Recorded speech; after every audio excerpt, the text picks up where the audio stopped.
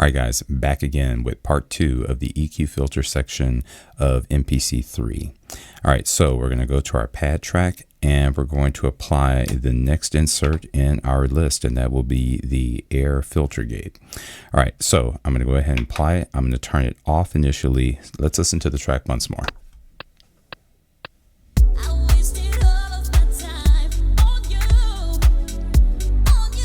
All right.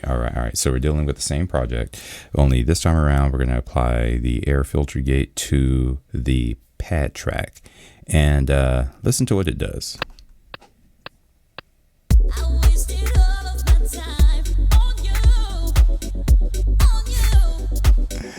So the air filter gate is more of an effect more than it is like an EQ, right? So it's doing exactly as name implies. It is a filter and a gate simultaneously. So, you know, as with any other description, I'm going to move from left to right. And we'll start with this left section here. So basically what's happening here is that the gate is opening according to a specific pattern at a specific rate. And well, let's just listen to the patterns as we go along. And by the way, when I say gate, it's basically, so think of it this way. Your synthesizer is constantly making sound, right? But when you tap a key or hit a pad, the gate opens and allows sound through. And that's pretty much what's happening right here. This is just controlling how sound is passed through this particular plugin. So here we go. So we have straight. I'm not going to go through them all, but pulse, pumper,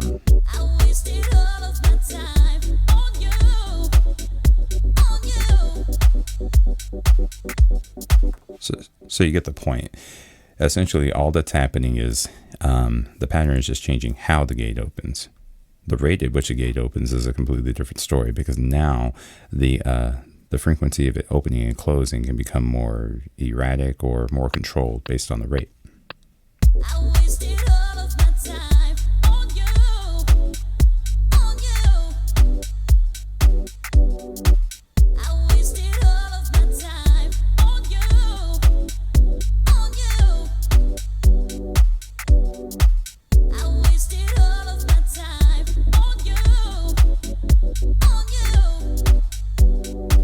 So you get the point. All right. So here we are. And of course you can apply swing, and basically what it does is it just, it pretty much just humanizes the rate.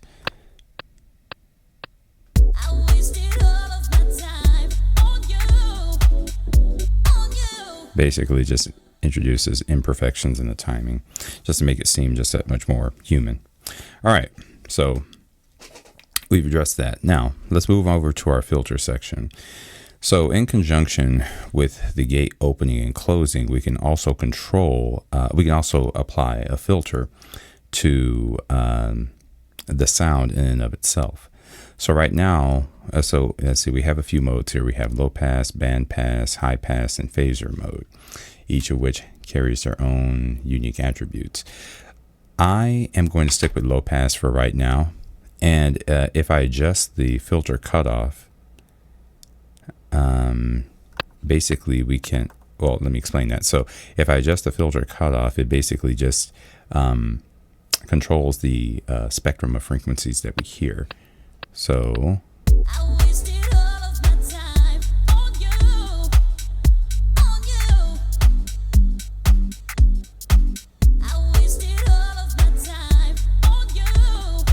I can add resonance for harmonic content.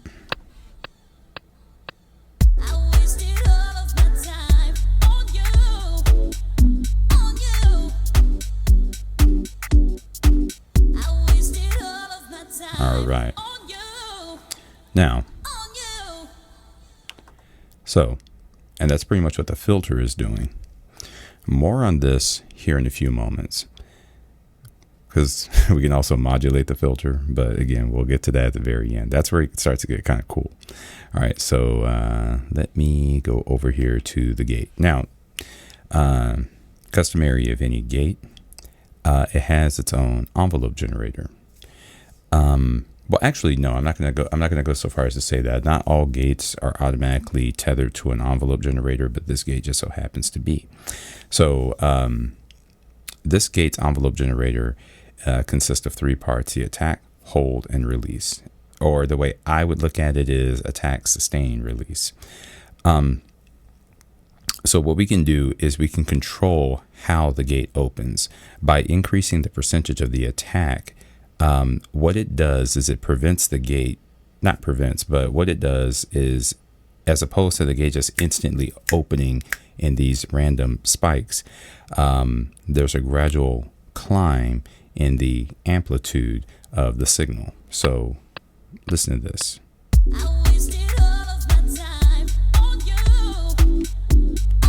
So as opposed to it kind of swells in. Let's make that a little bit more overt.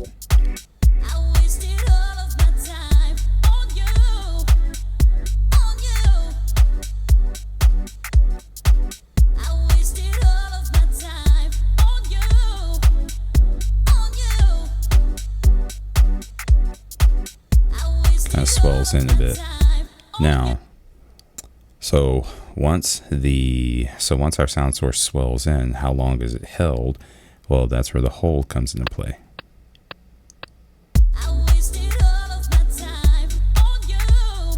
With zero hold, you typically don't hear anything because I'm not allowing for the signal to reach its peak amplitude. If I increase the hold, you hear a little bit more sustain there. The release tells us how long it takes for the audible signal to just kind of decay out. So the higher the release, the longer it takes to decay. The shorter the release, the less time it takes.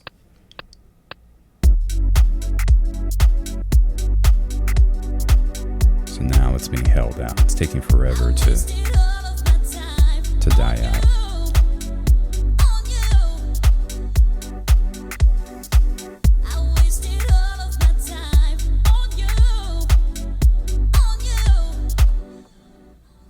All right, which takes us to our final section. Again, this is where everything starts to get kind of interesting. I'm a big fan of modulation, right? So this, so the gate has an envelope generator. Well, the filter has a modulator. It has two modulators of its own. It has an envelope generator, and it has an envelope generator itself, and it has an LFO. So I think I might do this one backwards. I'll start with the LFO because that might make more sense. All right, so here's what's about to happen. The LFO is going to change how the filter cutoff, how this knob is being modulated. So right now I have the LFO waveform set to random, but I believe we have a few more. We have 2-step, 3-step, and so forth and so on, right? So basically what's happening here is that the LFO, the low frequency oscillator, is moving in cycles. I'm going to leave it randomized for right now just to make the effect more overt. So what this LFO is going to do, let's see, hold on, let me get back over here. So what the LFO, there we are. What the LFO is going to do as I increase the amplitude of said LFO is it's going to move the filter cutoff knob back and forth, back and forth, back and forth in these cycles. And one thing I will note is whenever I think of a modulator, I think of an automated knob turner, and that's pretty much what it does, right? The LFO is just going to turn that filter cutoff knob back and forth, back and forth. Now, to make that effect more overt, what I am going to do is I'm going to switch my filter mode to bandpass. So basically, you'll hear, I'll turn the LFO, hold on, let me do this. I'll turn the LFO off for right now.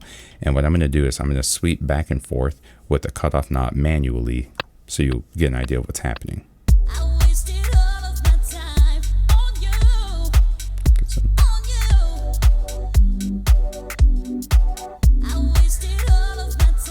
Okay, now the LFO is going to do exactly what I just did, just automate it. So here we go.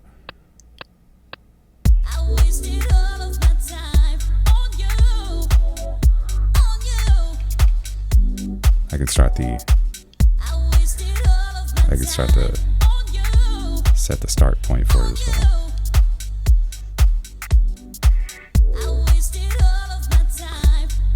Let's go for, let's change the waveform, make it a little bit more.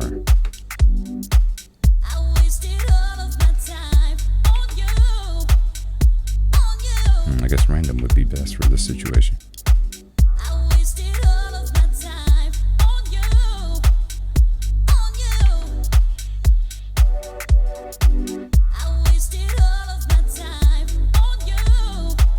It also works in high pass mode. And so again, basically all it's doing is it's just turning that knob back and forth, back and forth. All right, now finally we have the envelope. So let's see, the envelope is pretty much the exact same thing as the LFO. The only difference is that the modulation only occurs once per cycle or once per trigger. So envelopes have an attack, decay, sustain, release component as well. Well, pretty much just like the gate, but it sounds like this envelope may only have an attack, decay component. But essentially every time the envelope is triggered, you'll hear an attack and somewhat of a sustain, and maybe an attack and then a decay, an attack and then a decay again. It's pretty much the exact same thing as the LFO, but the only difference is that the modulation only occurs once per trigger. So let's go ahead and increase the envelope. And by the way, from what I'm gathering, the envelope is bipolar, whereas the LFO is unipolar from 0 to 100%. The envelope itself is bipolar. It can, you can have a negative modulation where we start, where we go into the negative first, or we can have positive modulation where we go into the positive first as it relates to how the cutoff knob gets turned. So let's start positive and see what happens.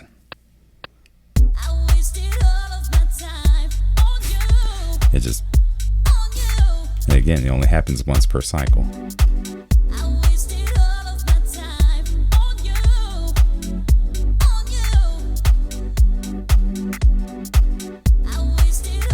So now that I have this, so now that I have the envelope turned 100% positive and the cutoff turned 100% negative, what it's doing is almost instantaneously, what it's doing is it's pulling the cutoff from it's pulling the cutoff from negative 100% to positive 100% very quickly per cycle, just turning it up completely.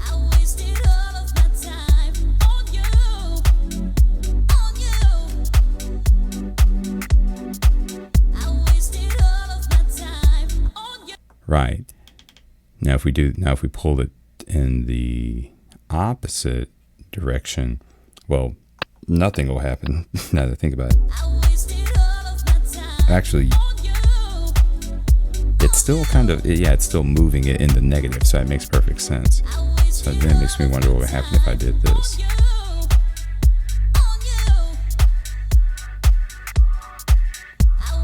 Got it.